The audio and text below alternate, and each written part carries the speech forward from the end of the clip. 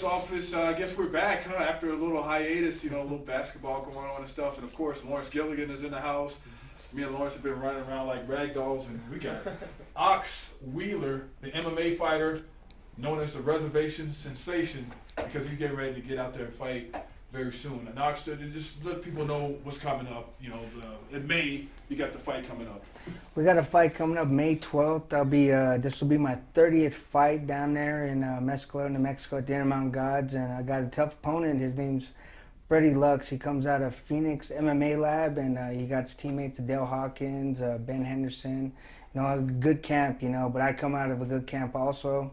And, I got a good fight. There's a good line of fights coming up that night, and I'm ready for May 12th. That's, tickets go on sale soon. Wow. Okay, we got fight number 30. Yeah. that's a lot. A lot of people may not last that long, man. In a lot of different venues, man. But fight number 30, just talk about that. And you got to be pretty blessed to be able to fight 30 MMA fights, right? Yeah, man. Fight years are like dog years, man. They're short and sweet, and then when they're there, you got to take them and run with them, man, because that's a small window. And I'm taking what I can when I can, and and I'm enjoying it. It's a blessing, and it's a gift, and I just appreciate everyone that's been behind me. But yeah, 30 fights. I'm 24 wins, 5 losses, and my whole goal is to fight 2-3 more times before I hang it up and give it back to New Mexico. They stood behind me all the way through, and I appreciate you guys. Well, what about like you said the 5 losses, and the one being, the most recent being your last time out. Yeah. So how do you bounce back from that? Fighting a bigger guy like you did. I mean, Yeah. that was gutsy for you to take on a bigger guy like that. But you fought a bigger guy. Now you got this fight coming up. What's the mindset? How do you turn things around and be ready for your next fight? Well, one of my things is I used that negative and turned it into a positive. Jens Pulver, he was a tough guy. I actually used that loss as a flame to make me train a lot harder. Yeah. I make it push me, but I have that in the back of my head every time I train. Like, man, I'm just coming off a loss. So, Freddie Lux is gonna get a mean fighter on his hands. So, I'm not going in there to lose, and I don't think any fighter trains to lose. There's not one fighter that's gonna give you 8-9 months of training and say I'm training to lose. There's no fighter out there. So yeah. But I'm going out there to give it my all, and I'm not, I'm gonna leave my heart in that cage. He's gonna have to put me in the hospital. You talked about hanging him up in a 2 or 3 fights or whatever. What having that flame, when does that fizzle out? It's actually, I actually went to school, got my associates in liberal arts, and I actually took a break, went to barber school, got my barber license. And one of my good things I did is I used a lot of my fight winnings to go to school. And so my thing is I got to have a plan A, B, and C, and I got a newborn baby girl. She's 4.5 months, and my wife, and I'm the hunter-gatherer, and that's my job. So as long as they're happy, I'm happy. And so that my whole goal is right now, I'm at the peak of my career, and I enjoy fighting, and people enjoy watching me. I love to put on a show, put on an entrance. I'm an entertainer and a fighter, and my thing is that I've went up that slippery hill and tried to get a belt, and I beat a lot of belt holders, but the belt I wanted was the UFC or WC belt. But you're talking the best of the best in the world. And for me to get in there and mingle with those guys and throw elbows with those guys was great, and I think I took my run at it. And one of my goals was just to be remembered, and I think I established that. 3 flying arm bars and, just crazy entrances. I used to come out with the mask, and then I started doing traditional entrances where I had like 14 singers, 8 dancers running me out, and so it's more of a show now. Yeah. So now it's kind of like, I have like an entourage following me, like, what are you going to do next? What are you going to do next? Buy a ticket and come see. There you go. So, Is that helping you, like, with some of the bigger cards and stuff like that? Like, because they love showmanship. yeah. So when they see that, they know they're getting more than just a fighter. They're getting a show too. I mean, is that helping you out? Yeah, actually it does help me out. One of the things is that, you got to go out there and have confidence. You can't, go out there and be timid in the corner and then not be like, I don't want to fight. You got to go out there and let the world know you want this. You want to be in there and you want to beat this guy and show him what you're about. So, you know, that's one of the things that did fall in my court. But, you know, one of the things is that I consider myself a humble fighter, and, you know, I just, like I said, I'm just blessed to gotten as far as I've gotten, you know. And it's so crazy because I have a 10-year, was it a 10-year token?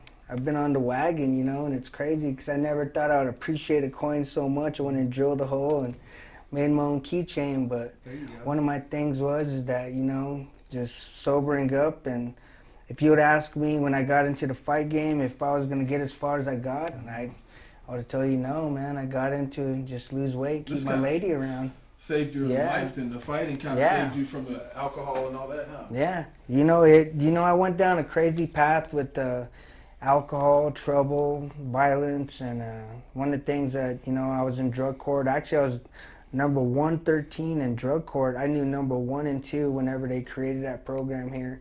So whenever my old counselors, my old judges see me on TV, see me in the newspaper, you know, they're very proud. And one of my things is, you know, is that, you know, I appreciate what they poured into me and gave me the knowledge that I need to take. And, you know, and behind every good man, there's a good woman. So I have to do a lot with my wife too. So was she the turning point? Was she the one that said, hey, you got this, or you have me? You know, was she the one that kind of woke you up? Yeah, she is. And it was, you know, her and her family, and, you know, my family too. But I guess you know, my mom and dad were preaching me all my life, but it took somebody else, and it took my wife and her mother-in-law to kind of give me a different look. And, you know, and if it wasn't for them, I don't think I would have went to college. I don't think I would have went on and got my barber license. And, you know, for her to stand behind me whenever I said, hey, I'm going to go train to be a cage fighter, and then, you know, there's, like, when you started out, there's no money in it. You know,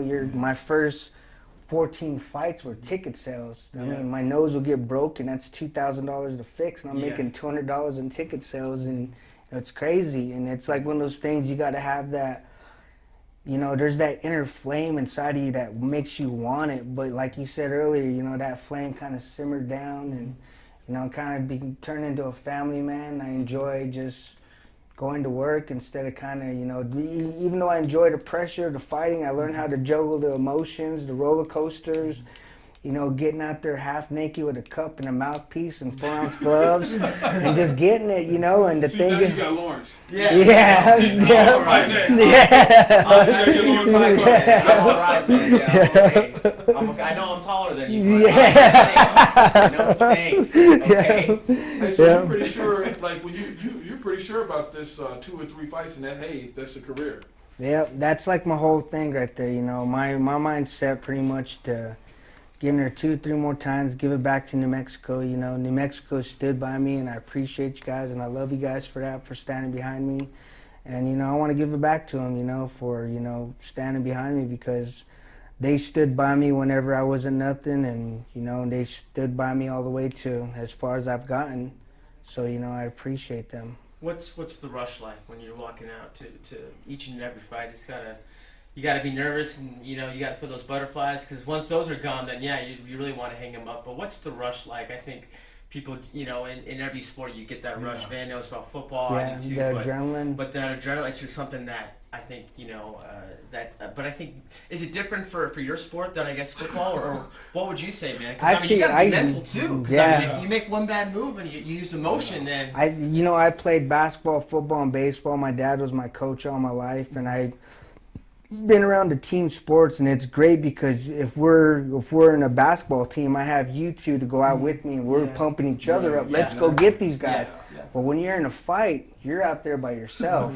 It's you against the world. You can have a team get you ready, but, you know, it's you against that guy, and you're going out there, and it's a 50-50 shot.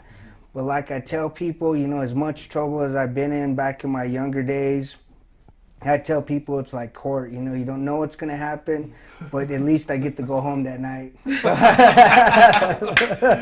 fantastic. Yeah, that's awesome. What? Well, how about UFC? What's your with John Bones Jones coming up and Mr. Evans? That's a lot of people are talking about it. I'm sure in the fight world, everyone talks about that. What are your thoughts on that matchup and what you're expecting to see? What are your expectations? I guess. Man, that's gonna be a great fight, you know. And Rashad and Bones, you know, they're both I both trained over at Jackson's with both those gentlemen. You know, Bones is, I actually got a chance to get to know Bones a little more. And, man, it's just one of those things. It's just like we were talking about earlier with the Danny Romero and Tapia thing. It's, you don't want to see friends fight, but whenever it's, here, it's like so small of a community, but to the world, it's a gift to see that kind of animosity. Yeah. Because that animosity and that kind of conflict sells tickets. No, definitely. But, I gotta pull for my man Bones, so. Now, would you consider doing that? I mean, as somebody that you're pretty close to, how tough would that be? I mean, you know both guys, Bones and Rashad, and you have history with both guys. How tough would it be for you to consider to fight a friend? To fight a friend, it's one of those things. If the price was right, then gotta do it because everyone got bills and they got to be paid and. But it would be hard because that fighting a friend has consequences. You not only are it's like me and you fight. My friends these guys are friends with both of us, and so if me and you fight, then they're gonna split and they're gonna pick a side. Then that's how it goes with 20, 40, 50 people. There's a split, and so that's one of my things. It would be hard, but there would have to be a lot of money. And trust me, Bones and Rashad are getting a lot of money. So they're at the top of the scale now. With Bones being on the magazine cover and UFC magazine, it just shows how much those guys have made it. Yeah. Thanks for coming on, man. We appreciate you coming on every time. Yeah. For Lawrence Gilligan, man. Ox Miller. Good luck. I'm Van out here. Yeah. Unfortunately, is not behind the camera today. It's Dominic Crispin. Raiders fan. Yeah. Raiders fan. So until next time, we'll see you later.